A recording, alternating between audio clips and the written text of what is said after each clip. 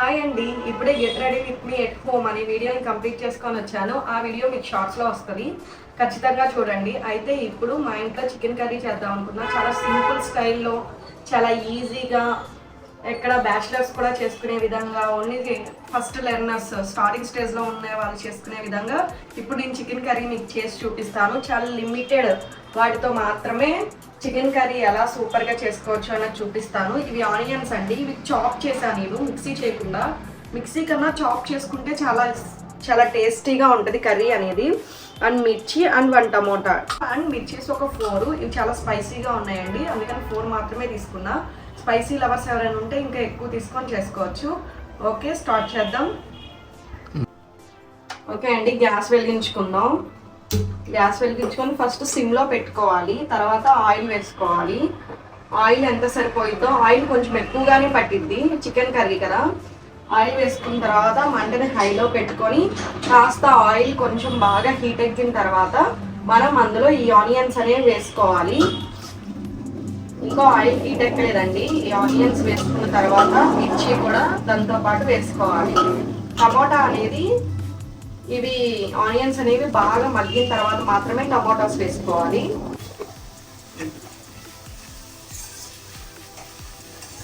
Okay అండి, onions వేసిన తర్వాత వీటిని కొంచెం బాగా బ్రౌనిష్ కలర్లోకి వచ్చేలా ఫ్రై చేసుకోవాలి.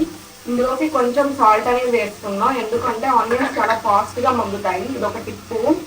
దీనికి ఒక 4 టేబుల్ స్పూన్స్ సరిపోతాయి. అంటే ఫస్టే మనం ఒక 2 టేబుల్ స్పూన్స్ అనేవి వేసుకోవచ్చు.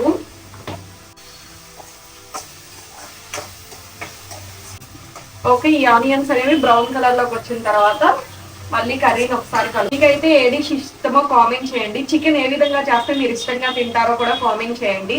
నేను ఆ రెసిపీ అనేది ట్రై చేస్తాను. మీకు ఏ రెసిపీస్ అంటే ఇష్టం, మీకు ఇంకా స్పెషల్గా ఏమేమి కావాలి అన్న రెసిపీస్ కూడా కామెంట్ చేయండి. నేను మీకు ఏ ఇష్టం అయితే ఉంటాయో వాటిని నేను చేసి చూపిస్తాను. ఓకే, ఇలా బ్రౌన్ కలర్లోకి వచ్చిన తర్వాత ఇందులో ఒక టమాటా అనేది వేసుకోవాలండి. ఈ టమాటాలు కూడా బాగా మగ్గించుకోవాలి.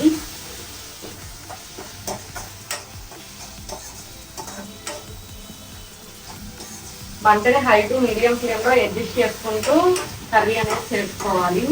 ఆ తర్వాత ఇందులో కొంచెం పసుపు వేసుకుందాం. ఆనియన్స్లోనే పసుపు వేయాలి, కాకపోతే పసుపు అనేది పెద్ద డబ్బాలో ఉండిపోయింది, ఇందులోకి అడ్జస్ట్ చేసేపాటికి టైం పట్టింది. ఇలా ఫ్రై చేసుకున్న తర్వాత దీన్ని కాస్త మూతతో కవర్ చేసుకున్నాం. ఓకే అండి, మూత ఓపెన్ చేసుకొని దీన్ని కలుపుకోవాలి. చాలా బ్రౌనిష్ కలర్లోకి వచ్చేసింది. దాని తర్వాత నేను తీసుకున్న చికెన్ అనేది వేసుకుంటున్నాను. చికెన్ మ్యారినేట్ చేయలేదండి, అంత టైం లేదు ఈరోజు, అందుకే ఇది బ్యాక్ స్టైల్లో చాలా ఈజీగా ఉండే రెసిపీ. మొత్తం కలుపుకున్న తర్వాత వాటర్ ఊరే వరకు దీన్ని ఇలా ఉంచి మూత పెట్టుకోవాలి. వాటర్ అనేది వచ్చిన తర్వాత మళ్ళీ నేను మీకు చూపిస్తాను. ఓకే అండి, వాటర్ అంతా ఎవాపరేట్ అయిపోయిందేమో చూసుకుందాం. ఇదిగో చూడండి, వాటర్ అంతా ఎవాపరేట్ అయిపోయింది. వాటర్ అంతా బయటకు వెళ్ళిపోయిన తర్వాత ఒక్కసారి దీన్ని ఇలా కలుపుకోవాలి. ఇలా కలుపుకున్న దాంట్లో ఇప్పుడు మనం కారం, మనకి ఎంత కారం అయితే సరిపోతుందో అంత కారం వేసుకోండి. మేమైతే కొంచెం ఎక్కువగానే కారం తింటాం, అందుకని నేను ఒక 3 టేబుల్ స్పూన్స్ కారం అనేది వేసాను. నెక్స్ట్ దాని తర్వాత ధనియాల పొడి వేసుకుందాం. ఇదిగోండి ధనియాల పొడి, గరం మసాలా, మీకు ఎంత స్పైసెస్ అనేవి కావాల్సి వస్తే అంత స్పైసెస్ వరకు వేసుకోవచ్చు. అలా వేసుకున్న తర్వాత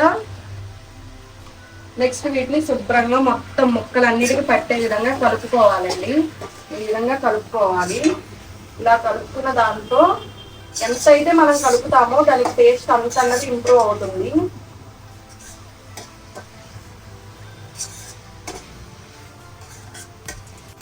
ఓకేనండి, ఇలా స్పైసెస్ అన్ని వేసిన తర్వాత కాసేపు ఒక 5 మినిట్స్ వరకు మగ్గబెడదాం. దీన్ని లిడ్ క్లోజ్ చేసి పక్కన పెట్టుకున్నాం. ఓకే అండి, ఇందాక సాల్ట్ వేసాను కదా 2 టేబుల్ స్పూన్స్, ఇప్పుడు కొంచెం తగ్గిద్ది కాబట్టి ఇంకో 1.5 స్పూన్ అనేది వేస్తున్నాను. దీని తర్వాత మనం దాన్ని కలుపుకొని వాటర్ వేసుకుందాం. వాటర్ ముక్కు ములిగే వరకు వేసుకోవాలండి, ఎందుకంటే ఇప్పుడు మాకు ఇది గ్రేవీ కర్రీలా కావాలి. ఇలా ఫ్రైలా కూడా మనం ఉంచుకోవచ్చు. ఇంకో 10 మినిట్స్ ఉంచితే ఇది చికెన్ ఫ్రైలా తయారవుతుంది. అలా కాకుండా ఇప్పుడు మాకు గ్రేవీ కర్రీలా కావాలి కాబట్టి ఇందులో నేను వాటర్ అనేది పోసుకుంటున్నాను. వాటర్ కన్సిస్టెన్సీ అనేది మీ ఇంట్రెస్ట్ని బట్టి మీరు ఎలాగా, అంటే మీకు గ్రేవీ ఏ కన్సిస్టెన్సీలో కావాలో దాన్ని బట్టి మీరు వాటర్ అనేది వేసుకోవాలి.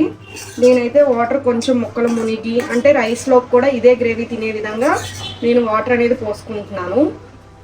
ఈ మాత్రం వాటర్ పోసుకుంటే మాకు సరిపోతుంది, ఎందుకంటే ఇది ఉడికి ఇంకొంచెం చిక్కబడుతుంది కాబట్టి.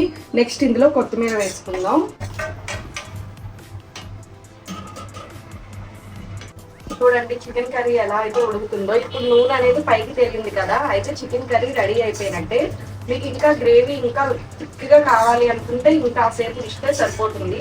దీని మీద మనం కొత్తిమీరతో గార్నిష్ చేసుకుందాం.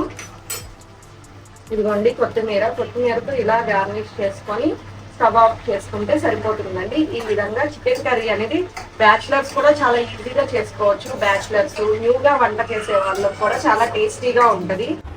టేస్టీ చికెన్ కర్రీ టేస్ట్ ఎలా ఉంటుంది అనేది మా బ్రదర్ ఇప్పుడు టెస్ట్ చేసి చెప్తారు మీకు. ఓకేనా? నేను కూడా ఒక ముద్ద తిని చూపిస్తాను మీకు.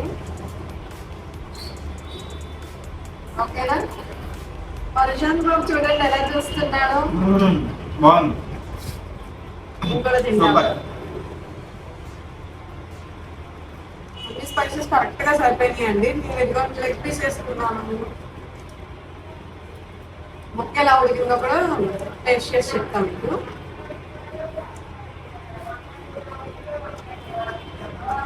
చాలా సాఫ్ట్ గా ఉంటుంది, చాలా బాగుంది. ప్రశాంత్ 24 ఛానల్ ని సబ్స్క్రైబ్ చేయండి.